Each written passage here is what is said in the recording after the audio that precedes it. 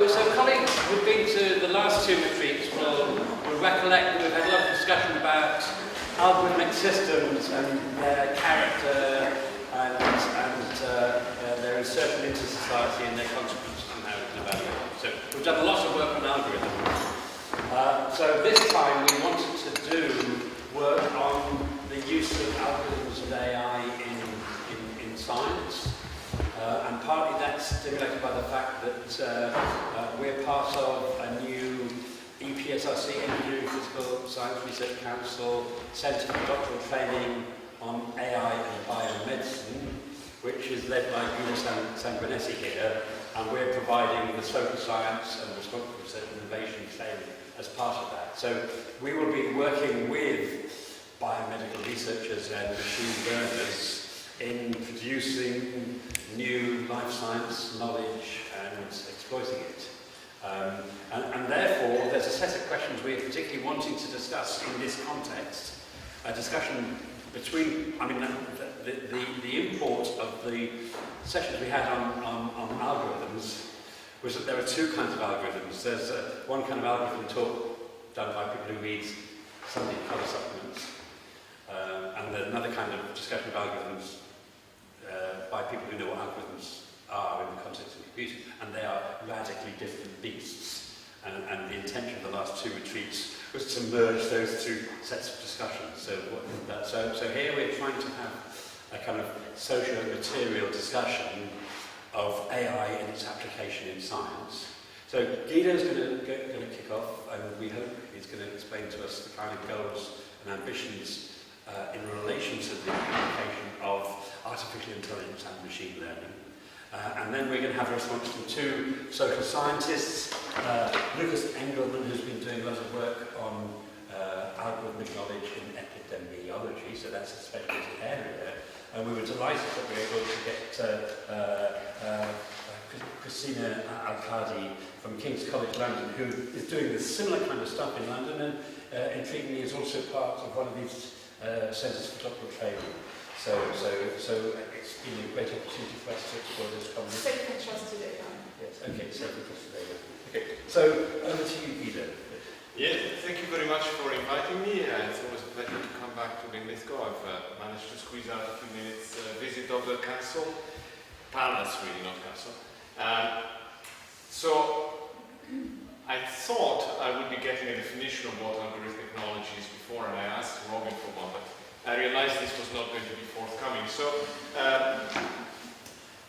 I think the first thing we need to discuss when we talk about algorithmic knowledge is actually what do we mean by that. And I had a very pleasant conversation on Friday with Jane over there about, maybe you're redefining your boundaries of knowledge. That kind of made me think that knowledge, actually what you count as knowledge depends on what your ultimate goal is. So if you are a company that is interested in predicting your behavior as a consumer, for them knowledge means if I have a consumer with a certain profile that I can get whatever online, is this person going to buy the product? That's an entirely input-output relationship. Give me a new profile, can I predict whether the person will buy the product or not? If I'm a medic that is trying to understand the etiology of a disease, I'm not just interested to know whether this person with a certain profile will die or not. I would actually be interested in understanding what sort of therapy I need to devise in order to cure the person. It's a completely different question. You may think it's a game, okay, give me a profile and I'll predict the therapy, but it's much more multimodal. If I'm actually a fundamental scientist, a biologist, I don't really necessarily have an output in mind. I just want to know how the various bits fit together in order to produce the outcome. I think research in machine learning and in AI more generally, well, whether we want to use the terms AI, I guess we have to, has been very, very strongly skewed in the last 5 to 10 years by the fact that the funding mechanisms have changed. So now, a vast proportion of the funding that goes into research in machine learning is not coming from governments anymore. and it's coming from companies that have as their value the first example. I want to get new data, I can harvest data essentially for free because of a clear regulatory gap. I can harvest data from free from people's profiles on Facebook, whatever, or I can buy it on Facebook. And I just want to predict their behavior. I don't care about understanding what makes these people want the product. I just want enough data that I'll be able to emulate this very complex function and predict what comes out. If we are thinking in terms of applications in science, many scientists would resist such a paradigm. Some of them might welcome it. I mean, obviously lots of medics are interested in the diagnosis, which can be, you know, a very simple classification problem, and they would like to use images for diagnosing the state, the type of cancer or the type of disease or whatever. But many scientists will want the knowledge-rich, so the rich semantic interpretation of the model, essentially, or of the algorithm. But that brings me a little bit to my second point I wanted to make, which is a semi-historical point. So, 10 years ago, it would have been very difficult for people to define what were the boundaries between statistics and machine learning. Now, 20 years ago, it would have been actually fairly easy. And the basic definition was that people in machine learning didn't know about statistics and were trying to replicate the same things that statisticians had been doing for 20 years. But 10 years ago, there had been a substantial convergence between the two fields. So much so that my colleague Chris Williams once introduced machine learning to an audience of statisticians as punk statistics with fun data sets. And I think the word punk was appropriate because it was kind of trying to reflect that for cultural reasons, people in machine learning came from a variety of different disciplines and were very much problem-solving oriented. So they didn't think so much about the niceties of the statistical properties of their algorithms. They just tried things out. But there had been a very substantial progress in the previous 10 years into kind of trying to understand mathematically why such algorithms would work. So if you look at a lot of work, for example, in kernel methods, a lot of it was really couched in the functional analysis of what are the theorems in mathematics that justify us taking a certain algorithmic design. Then obviously, you know, all of science, or all the use of mathematics in science has been predicated on abstractions. So you take a real system, you assume you can model it somehow mathematically, and then you see what comes out. And the same has been true of statistical machine learning. You take a real system, for example, an input-output system, and you say, okay, there is a relationship here which I can maybe model mathematically as a certain class of functions, the kernels, I would say, and then I try this out and I validate empirically on some sort of data where I think this is a suitable model, whether it works or not. Statisticians pretty much do the same thing, but they have a much stronger history of working out, you know, what would happen in the infinite data limit or things like that that machine learning people don't really care because they're not feasible limits. What has happened in the subsequent 10 years is that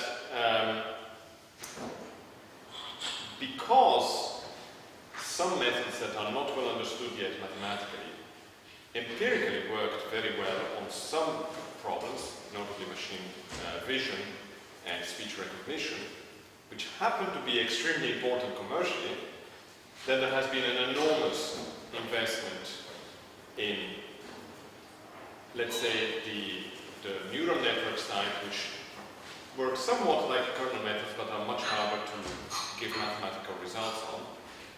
And to be honest, there is also a commercial drive into obfuscation of the mathematics. So I was very interested in the previous talk, there was in the slide saying, and the algorithm chooses the ranking. I would bet some money that that algorithm is a completely trivial summing of the scores that have been given, and therefore producing a ranking based on these scores. I don't think there is anything particular, and the vast majority of times someone claims an algorithm is doing something, It's actually a deliberative, obfuscative attempt to make it sound as if you're using cutting-edge technology. In some cases it may not be, but I bet in most cases it is. So to some extent we have something that is very well summed up by a very controversial talk that was made at NIPS, now called New RIPS, 2 years ago. That's the main machine learning conference. They give a test of time award to papers that were published at that conference 10 years before that have had the most impact. Now that brings me to the 10 years that I was mentioning before. So the 10 years award last year, so 2017, was given to a paper that was published in 2007 when the attempt to give strong mathematical foundations to algorithms was really one of the things that was driving the field. And obviously the test of time award was given to one of these papers that actually produced a practical algorithm that scaled much better than the existing state-of-the-art, but was very well found in mathematics. And the talk basically described the journey, if you want to use this word, of the researchers from having the intuition to then proving that the thing should work. And the point that he made was that machine learning had gone from being a branch of applied mathematics and computational statistics to alchemy. So his claim is that we've given up science to become alchemy. And his claim was alchemy worked. There were hundreds of years of alchemists that did groundbreaking discovery in what we now call chemistry, but it was done by trial and error and a heuristic, intuition-driven approach. So his central, very controversial claim was that if we ignore the mathematical foundations and we just go for the success, we're not generating knowledge, we're generating a set of things that are proven to have worked on particular problems, but we don't really understand whether they will reproduce on similar problems, and we don't really gain actionable knowledge, which obviously in a field like science is what we ultimately want. So I think, coming from someone that has done research in machine learning for a few years, you may think this is a relatively negative outlook.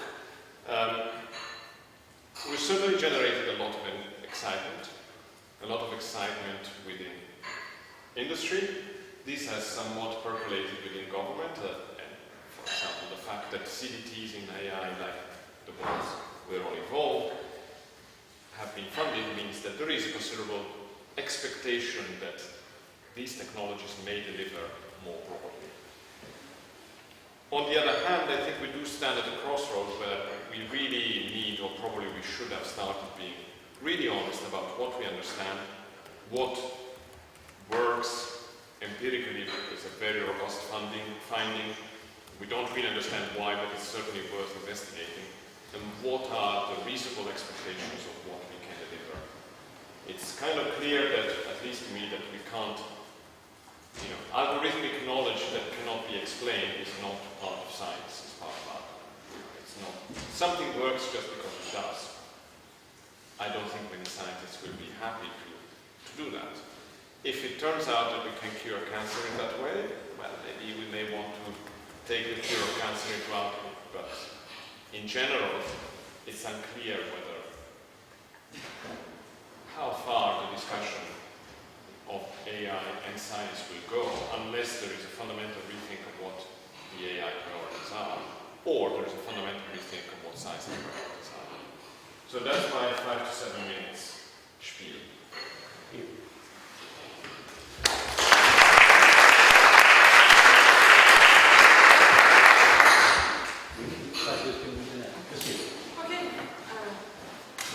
That's nice because it's what I'm going to talk about sort of response to some of what you've been talking about. So I've been working for the past 5.5 years in a big European project called the Human Brain Project, which is a sort of massive beast doing all sorts of things from computational neuroscience to sort of artificial intelligence, but neurorobotics, neuromorphic computing, development, all sorts of things. Part of what it's doing is also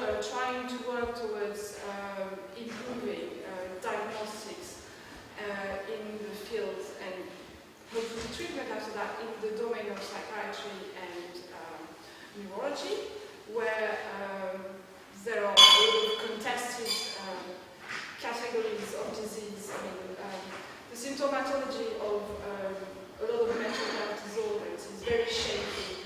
There is biomarkers and brain markers are difficult to relate to symptomatology, to somatology, to working treatments. So there is this hope that the Human Brain Project has been playing on and was claiming at the start of the project that basically it was going to access all the masses of data locked in hospitals and mine them to completely rethink and redesign the entire classification of mental and psychiatric disorders based on data mining, basically. Since then, so part of the work, I'm in a group led by Professor Nicholas Rose at King's College London. We are calling ourselves the Foresight Lab because we are part of a big team in the Human Brain Project that is charged to implement responsible research and innovation in the project, and we are more specifically doing some foresight work. Part of the work we have been doing for the past 5.5 years has been to follow these efforts at developing machine learning and statistical tools to mine data and get something that will work in the field of neurodiagnostics.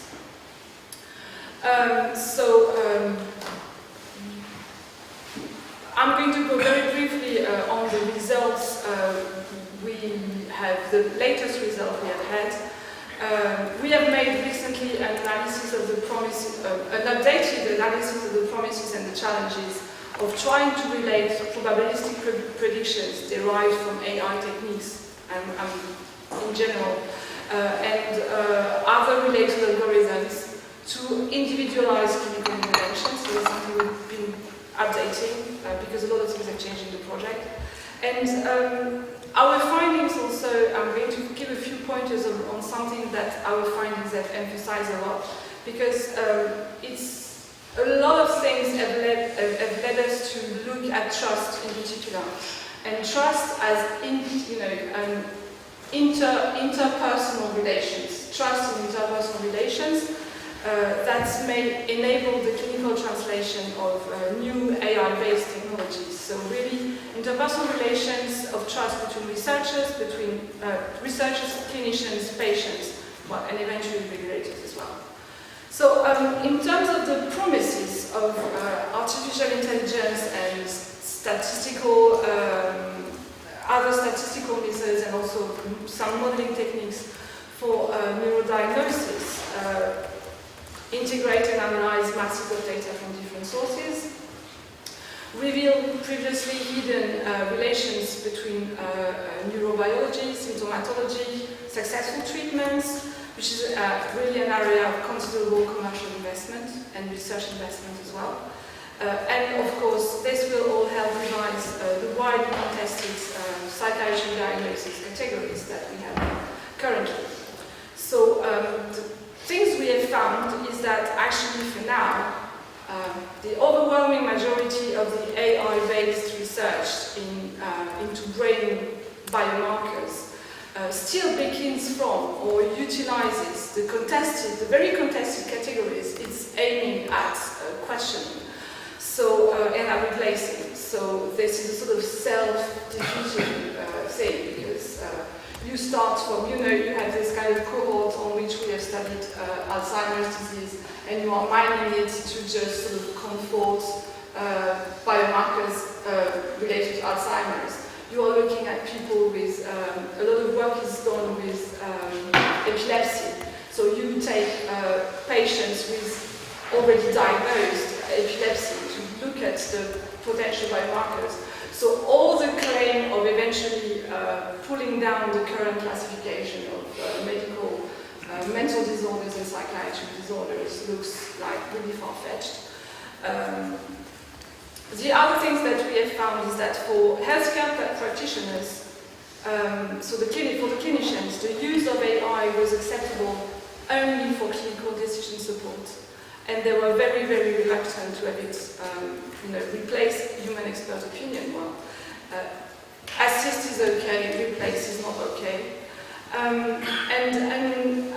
In addition, there are a lot of very well identified literature barriers to personalized medicine in general, which is so far very much failed to deliver on the massive promises it's been doing for the past 20 years.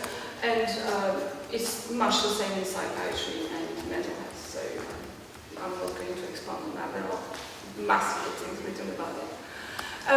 What I will spend a few minutes talking about is the challenges of trust, really, for clinical translation, of making the clinicians adopt these tools. We have found that there is really an essential triangle of trust that needs to be preserved between the clinicians, the researchers, and the patients. And a number of conditions need to be met for this triangle to be preserved if any hope of clinical translation can happen. And for this, transparency is crucial in many ways. So there is a lot of demand on the part, not only of the patients, but very much of the clinicians, for explainability, for accountability of systems that they consider to be totally inscrutable. And this is coming much. This is, I think, a wide claim, a wide demand across the board in AI. There is what has been, for me, a very interesting point that I have found recently, not only in my project, but also at King's in the CDT for smart medical imaging, in which I've started intervening, is that there is a need for a clear reference for assessing individual AI skills. So a kind of individual levels of AI literacy.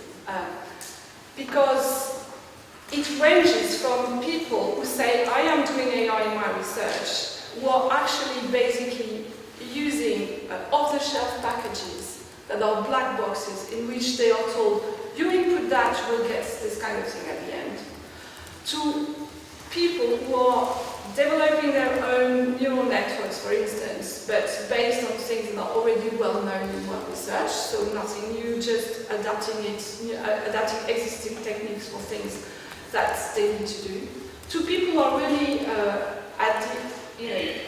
pushing the field in developing new techniques in this area. And it's a problem, this kind of merge of I am doing AI or I am not doing AI is we've found it very important, because on the one hand you get people, for instance, for finding a job, are going to say, I am doing AI when they are only using very basic techniques and existing packages.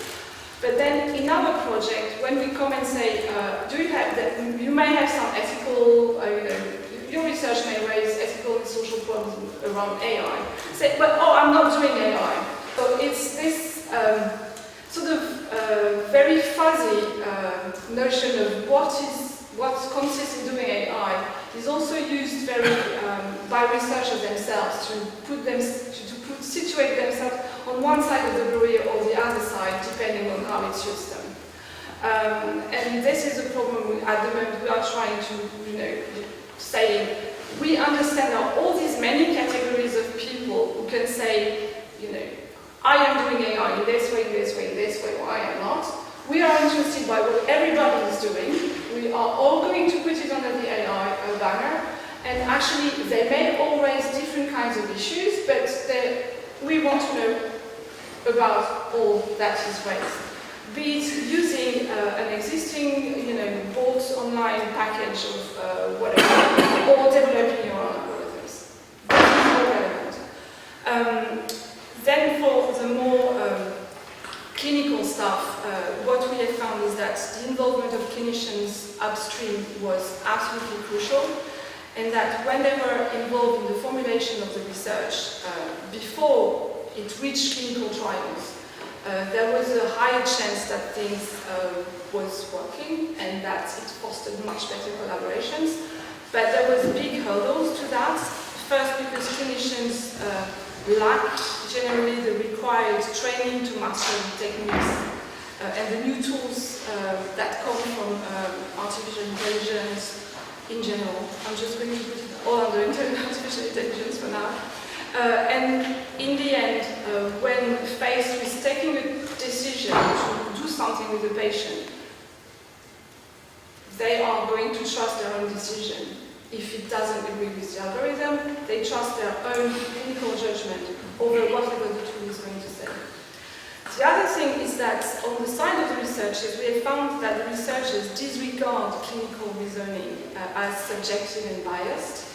And although the clinician's experiential tacit knowledge is foundational to the trust relationship between the clinician and the patient.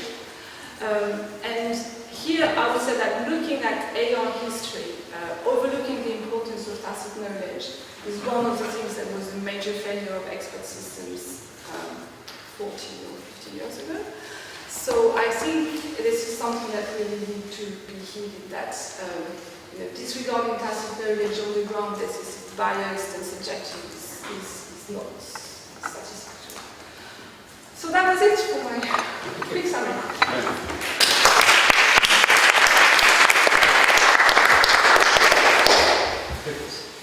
Oh, thank you very much.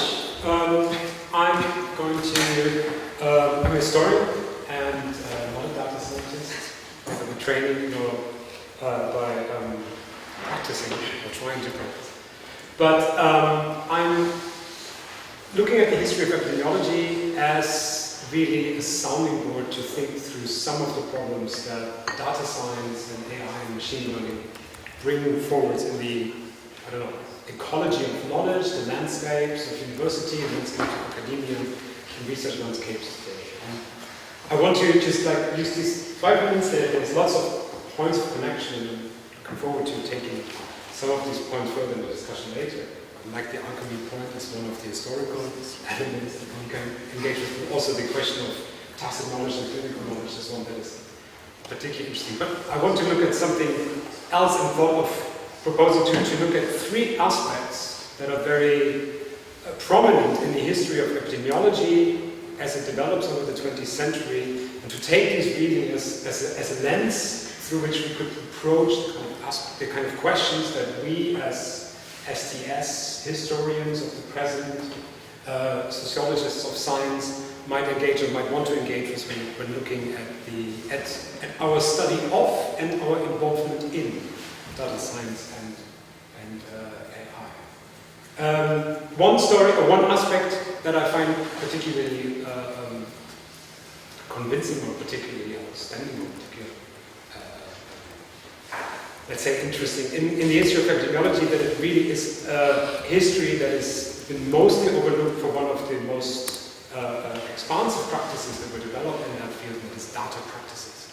It's really the questions of how do you define data points? How do you create knowledge that used to be narrative knowledge, knowledge that used to be tacit knowledge on the ground, knowledge that used to be kind of like developed in alchemy? How do you discern out of these kind of like different knowledge systems something that can be translated into data points, ready-made for quantification, ready-made for the kind of questions that you want to engage with, if, and that is what epidemiologists do, if you want to end up with causal inferences about phenomena that are occurring within society and which you want to study to discern some kind of law-like structures, right, or law-like phenomena. If you want to do that, you have to develop a certain understanding of how the information that you're empirically interested in is translated into data points. And since I'm in Edinburgh and like engaging in various ends with the infrastructures or the growing infrastructures of data science in various ends here, it's a classic phenomenon that I think we always engage in various ends. It's kind of like everybody's keen to play around with some kind of data, especially when we ask masters or PhD students. But as soon as you start with like, well, the project I have here that I would like people to engage with is mostly data cleaning, everybody's kind of like tired from the beginning. But I think the questions of data cleaning, the questions of kind of creating data sets that one can engage with is something that the history of epidemiology has a very rich and very long kind of like tradition of looking at various cases, looking at those cases in global scenario with different national standard systems, looking at the scenarios of kind of like advancing of medicine and biomedical knowledge and how that changed classification systems, and so on.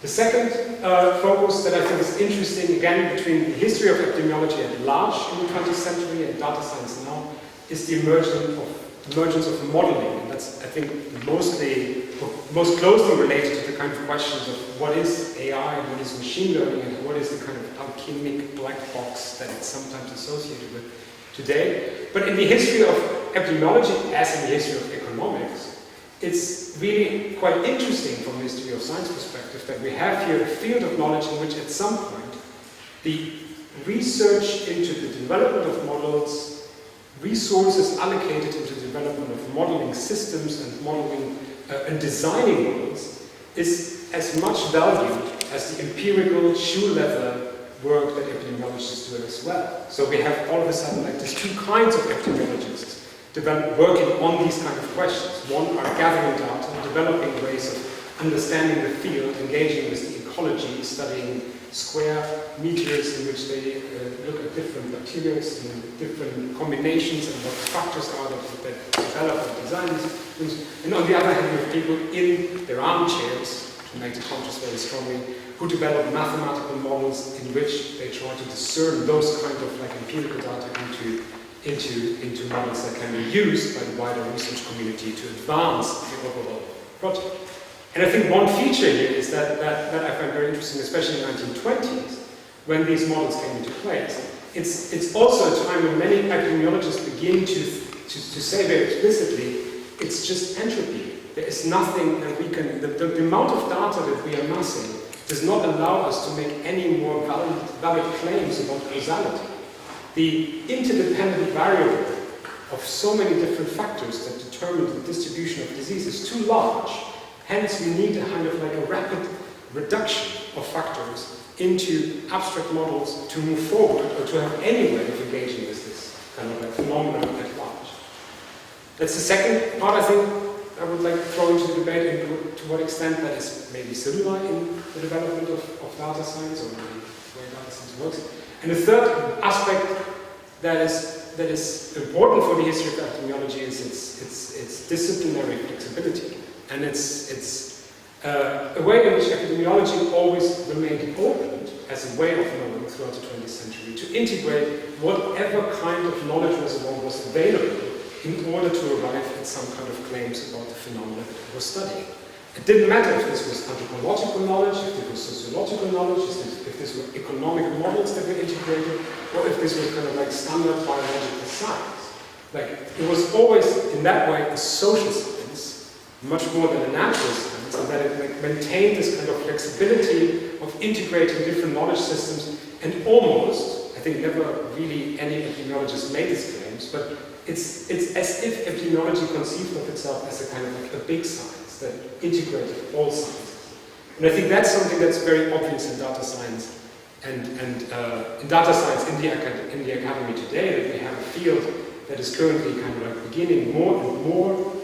Here again, kind of like I really like David Rebus' paper on STS, unique data science, again, kind of like arguing that there is a huge, the claim of data science today to be a field that is increasingly domain independent, in which good algorithms work across the different domains, the different disciplines, is something where there is a lot of points of access and points of engagement for the kind of knowledge that we develop in STS, for the kind of knowledge and insights that we develop from the history, to ask what are the kind of claims here when we make this sweeping assumption that all knowledge can be combined into one container in which this knowledge can be compared and structured.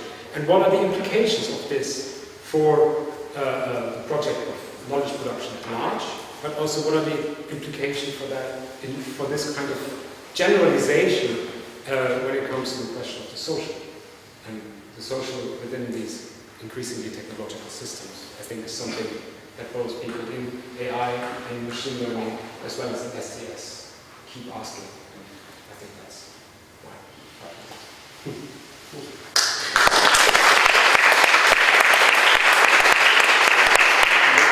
5 times 3 means 40 when there are people talking. Very interesting to see colleagues professing their field. It's very impressive, I thought. But could that be? Yeah, I think very interesting points. So to pick on the ones that are more fresh in my mind, which is Lucas's last few minutes. Yeah, one point that is kind of obvious is the choice of abstraction has been foisted upon us to some extent by data possible. So we had to abstract because we had very few observations. So there is a good meta question, if you wish, is like, if you have every data possible, should we give up on abstraction and just use a lookup table? That's kind of potentially a valid point, which from the purposes of addressing practical problems might be totally invaluable. As I said, it's just a redefinition of what the purpose of science is. It will be kind of the end of. We try to understand the world, just try to live well in it. Might be, don't really want to live in that type of world, but then you could argue we don't really want to live in this type of world, and so that's all to that. In terms of the discussion that about the Human Brain Project, and I think one of the most interesting observations was the fact that the researchers, by which I think you mean AI researchers, view medical knowledge as irrelevant, and there's an enormous amount of hubris really in AI or data science. It was inbuilt. I think it did attract that kind of person to start off with. I know I mean so. Well, no, apart from me, they were all like that. But it's been completely blown out of all proportion. So you're totally right, and the belief that domain experts actually don't know what they're talking about because they're not looking at data in the right way is widespread, extremely frustrating. I should point out that there are a wide class of statistical methods in the Bayesian family which are predicated on being able to extract information from experts and inform your analysis of the data based on the domain expertise. It's obviously very hard to make some of the experts quantify precisely what they know. There's a whole domain, and there's a journal of elicitation in statistics. Elicitation means go and talk to the expert and figure out a good way to make sure that what he tells you in natural language can be turned into a probability distribution. It's not easy at all when you can ask for univariate problems, like what do you think should be the range of these parameters that, we can't measure directly, but you know what it is.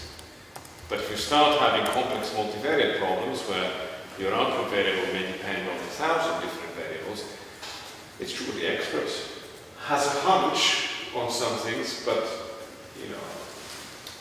doesn't necessarily know how to formulate it or whether it exists such a way to allocate probabilities.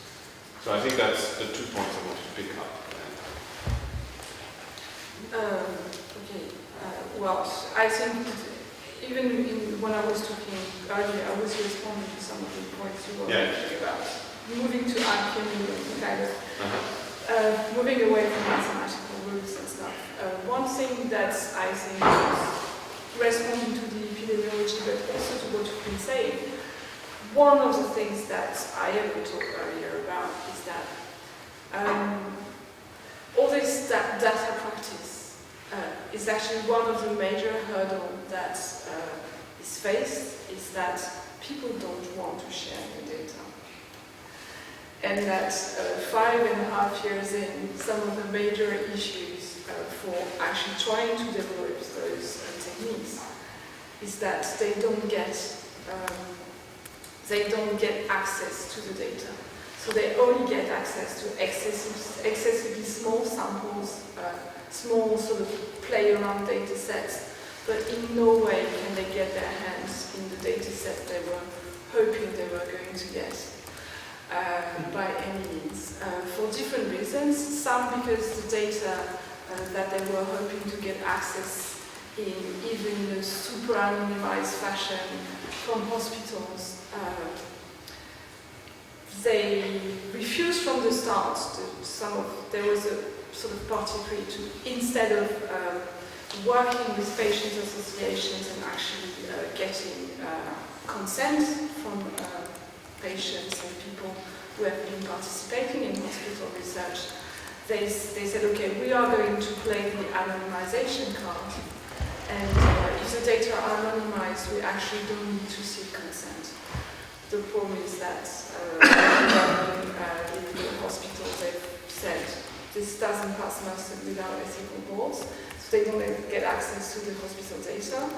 Most of the time the hospital data are actually not the right kind of data, because the way MRI have been done, or fMRI, have been done when people come, for to the emergency services, and it's done super quickly, and it's not the kind of resolution that is actually. So there are all sorts of issues they don't envision about the data that makes the data unavailable, and so they have always and I don't know. I worked a long time ago in the field of geographic information systems, which has nothing to do with this, but one of the things that slowed the field for a long, long time was this hubris that we were going to get access to all the data we needed to do proper geographic information systems, but it didn't materialize. And at least in the field of the brain, the data question is super tricky. And researchers don't like to share their data sets. Hospitals don't want to share their patients' data. So all the data aspects of, I don't know, the epidemiologist, historian can probably say a bit more about that, is something that is the other side of this big question. I think the question of data ethics is a huge question that underlies that, but I think it's a twofold question at least, if not much more complex than that. And one is that we have a rapid changing environment in which data is defined as data, in which personal data is defined as personal data. It's not so long ago that the postcode data was considered, like the association of postcode was considered to be the most fine-grained data set that was supposed to be made available to statistical analysis of population-based questions. And even there, the anxieties were very high, that you don't need much with a postcode-based data set in today's technological capacities, or within today's technological capacities to identify individuals. Within the postcode, if you have information about one medical condition that is a bit rare, it's quite unlikely that you have two of those people within the postcode, which usually has about 60, 70, sometimes 100 people in it. Yeah? So, and that's just for this country. And I think there is a question that needs to be raised to some extent historically about what used to be the kind of convention that governs data ethics. How is that changing? But also, to what extent do we not only need an adaptation to those kind of governing models in the digital world, but also, and I think that's much more important, we need new social contracts in which we define questions of data use and also questions of the benefit that comes out of data use to those whose data has been used. And I think that needs to be discussed by politics. That needs to be a political, social discussion in which very big questions have to be asked about. What do we want these contracts between research benefits and consumers and consumer data to look like in the future? I think that's one aspect, and I think the other thing I wanted to come back to what you said initially was in your initial statement was the aspect of Algorithmic and the aspect of AI systems, or the development of these AI systems that are kind of like moving away from causality, or from a I don't know. Let me rephrase it in terms of causality. Maybe we can. In terms of causality, it's in terms of being able to reliably make statements about So, I mean, algorithms are mostly correlative, or most of machine Yeah. learning is correlative, it's not causal. But, you know, you could say, okay, if the assumptions hold, then it will be true. There's Well, been- you can't do that with modern machine learning most of the time. There has been an interesting debate in epidemiology in the last 10 years about the question of causality redefined, and in the terms that I can repeat it, it basically says we can only define causality if we can define, if we have a well-defined intervention. So a causal factor in epidemiology can only be those factors who we assume to be manipulable, in the immediate sense. But this, while it might be intuitively somehow understandable, has raised a very interesting conflict in the field with those associating themselves mostly with the larger field of social epidemiology. So people who, over the last 30, 50 years, maybe 70 years, introduced questions of social justice into epidemiology. It says like ultimately every question of public health is a question of social justice, because health, according to the WHO definition, is more than just the absence of disease. It's the social, full, mental, physical well-being, and so on and so on. And they say, if you take a definition like this, you will have to erase questions like race, gender, from the kind of like traditional epidemiological arguments that these are questions that might influence the distribution of disease or cause certain conditions to be more prevalent in some areas. So here is a kind of like a question where definition of causality and definition of manipulability that might be translatable into the kind of question, the old question of correlation and causation, are often questions that are entrenched between these social and political questions that are associated with them, historically and in the present. And on the other hand, is the kind of question, how do we want to design a data science that is for the public good? If we, I'm not sure I can about that. I said if we want to. John Mark. Yeah, so I